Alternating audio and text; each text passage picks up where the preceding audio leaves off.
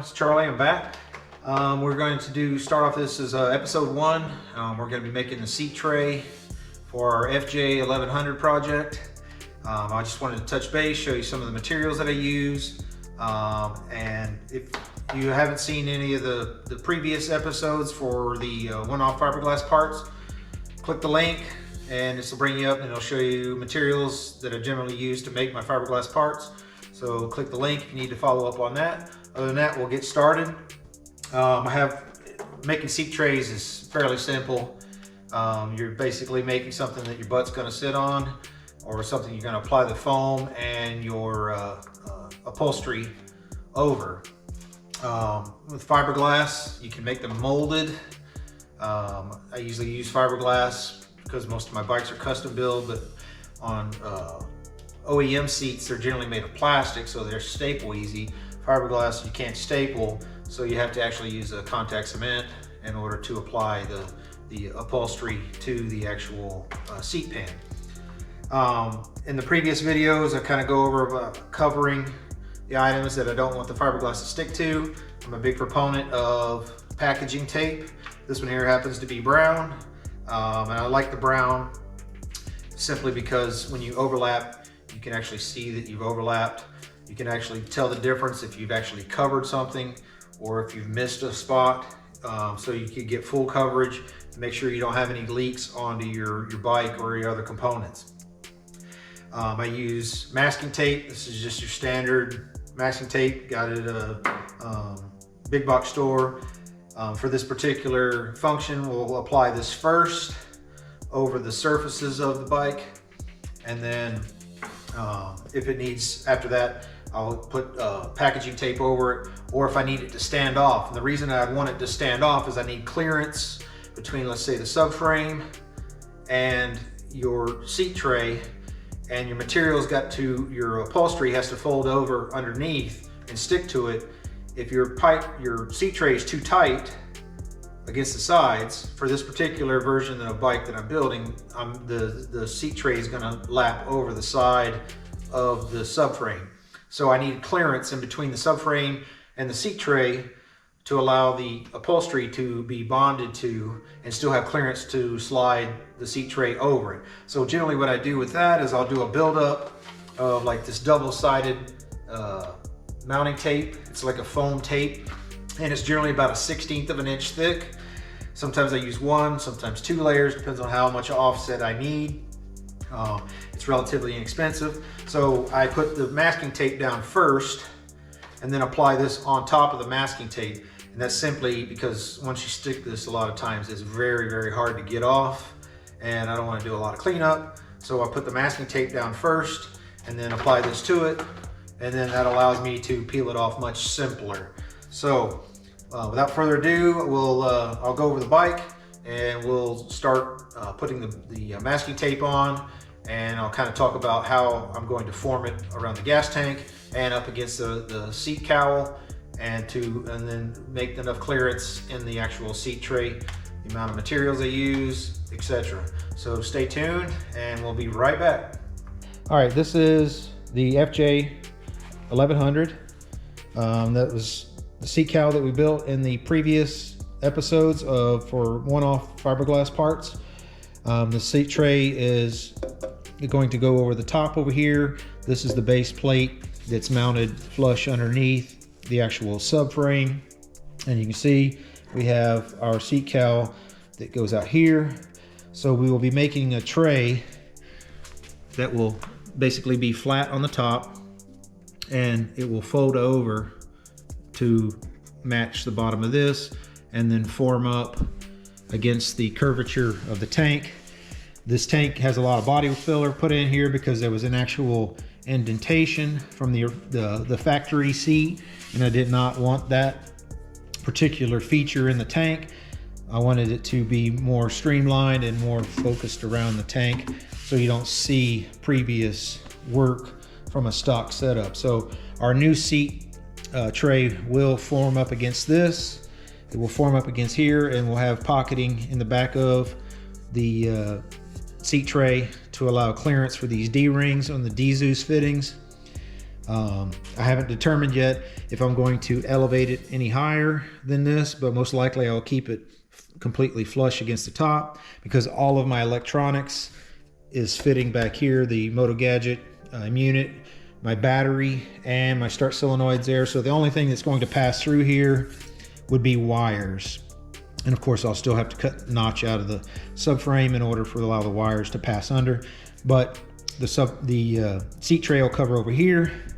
And what I plan to do is the first layup will be just the seat support or the seat lock. So I plan to layer over the top of this first. Then that will have the fiberglass channeling. Basically it'll be like a V shape that'll cradle this area here.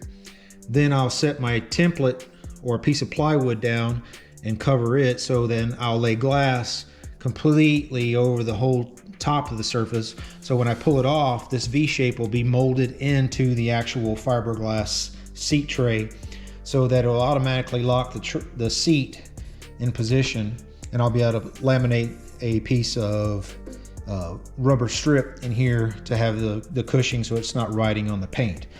So when we come back, I'll have the masking tape on here so you can kind of see what I've done. And like I said, I'm using masking tape simply because anywhere that I'm going to have that foam tape for my spacing. Like for here, my spacing will be on this area, my spacing will be on this area, and on both sides of the subframe, my spacing will be here. So there'll be foam tape here, foam tape here, foam tape here, and foam tape here. And that's simply to allow clearance for the upholstery that's going to be added to the seat tray. Anyways, when we come back, I'll have the blue tape on here and start showing you how I lay up the foam tape on there and get a little more descriptive. I have the blue tape on, and I went ahead and put the packaging tape in here. I have the foam tape applied. I'm not worried about the wrinkles too much because the paper comes off and the foam sticks really nice. So if you see wrinkles, that's because of the paper. In here, I tried to keep this as wrinkle free as possible. So I worked it in with a squeegee coming in so I could pop it down into the corners. I covered this entire area simply because drippings from when I lay the fiberglass up, because we're going to lay the V's up first, as I noted earlier on here. So when I'm ready to, after I get done with this foam tape, I'm going to peel the paper, and then I'm going to apply some more packing tape over this foam tape or I can just leave it on there. It might be easier to leave it on there so I don't have to worry about tack, but put the packing tape over it and then go ahead and lay the V up. So when we get to that point, I will be back. All right, it's all taped up. I have the foam underneath here, and I added some packing tape over the top of it. Same thing here, the foam, and then there's packing tape. And back here, I added more blue tape. That's just for splash protection of the drippings from whenever you go to apply the fiberglass. I use just a giant lawn and leaf bag. I cut one side out of it and it slides right over, works great. So I use that as my drip protection from there. I'll probably have to put some more in other areas because I will be applying here, and there'll be a potential for runoff and drip down this way. So I added some tape, blue tape here, just to protect from the drippings. So at this point I will stop. I will come back and we will have the V section of the seat pan in place, waiting for that to cure. And then, hey everyone, all right, we're gonna do it some fiberglass. I went ahead and pre-cut my pieces. I basically, for right now, I only want 2 layers on the outside because the seat tray will overlap and go on the outside. So I got some larger pieces. Those will fit in here and go over, but I'll put 3 layers, or a total of 3 layers. So 1 extra smaller strip that'll go on the inside like so. So at this point, we're gonna start laying this up. As you can see, it's all taped up, got it all covered. I got the garage door open to kind of keep the ventilation moving along with my airflow. But as soon as it's done, I'll probably shut the shop back up so I can keep the temperature in here. But in the interim, you know, it is a motorcycle. We got to get working on it. Riding season's coming. So basically I'm just coating it up and then get my first strip in.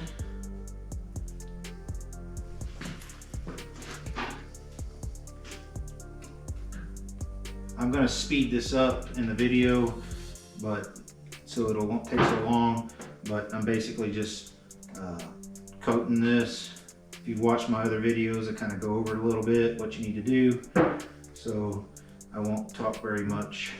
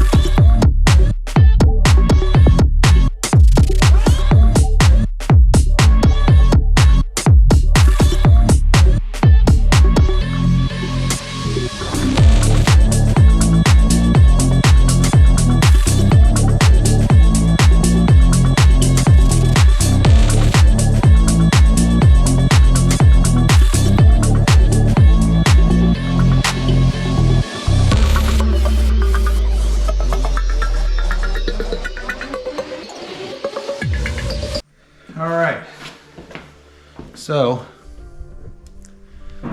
as we can see, this is what I've done. Just put 2 lapping layers on the outside with 3 on the inside, and the reason being is because there's going to be more layers added completely over, and those will go over the outside of this but not on the inside. And this inside is basically just to keep the seat tray, once you have it latched here or and then pinned in the front, it'll keep it from sliding side to side. And I'll also be able to put my rubber tape inside here underneath it, and then these channels will ride on the rubber tape, henceforth padding it from the frame. So we're going to let this cure, and then we'll come back. I'm going to be cutting a piece of plywood or a piece of cardboard that will fit on the internal side of this, and I'll place tape over it, and then that'll get set over the top of this. That's when I'll apply the glass completely over it, and then that will form the hollow inside section of it. So stay tuned and we'll be back. Alright, we're back. I'm going to do a little quick update. I have made my plate. It's going to sit inside here. I've already cut it out. I cut it out. I had some just thin plywood, and I went ahead and laminated it with tape. And I had a small chunk of 1x4 that I glued to the back side, and so to give it some stiffness and to give it a little bit of weight when it sits down in there, so it's not wanting to slide as easy. The tape is already on it, so we're going to put this in place, and then I'm going to mix up some polyester putty out of Kebasil and some milled fibers, and I'm going to, once this is in place, go around and seal this area to the part that's already been glassed, and to the back and up to here. That's basically so when I'm laying the glass over the top of it, that the excess resin does not leach through this. So we'll be right back and we'll get started.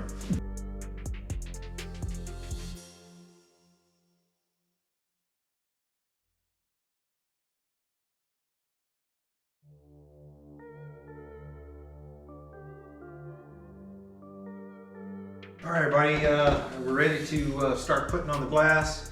I went through and checked it. The actual glass we laid earlier, and the mud is cured green, and I discussed that earlier.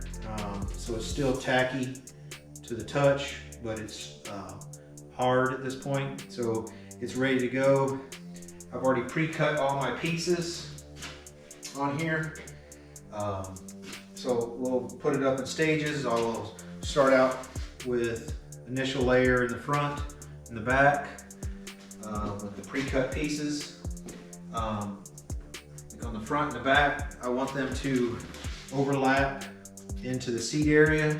So I have pre-cut little fingers in here, so when this piece slides on, these will fold up onto this area. So when I lay the glass on here, they're layered in there to give it strength.